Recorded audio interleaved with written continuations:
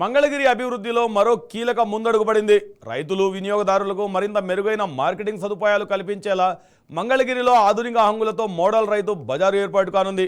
మంగళగిరిలో నిడమరు రోడ్డులో నిర్మించనున్న mega vegetable మార్కెట్కు మంత్రి నారా లోకేష్ నేడు శంకుస్థాపన చేశారు.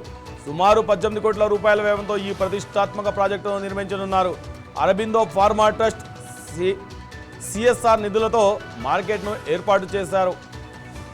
5.90 ఎకరాల విస్తీర్ణంలో రిటైల్ హోల్సేల్ మార్కెట్లు ఈ మెగా వెజిటేబుల్ మార్కెట్ను అభివృద్ధి చేయనున్నారు. ఇందులో 102 కూరగాయల స్టాళ్లు, 54 పండ్ల పూల స్టాళ్లు ఏర్పాటు చేయనున్నారు.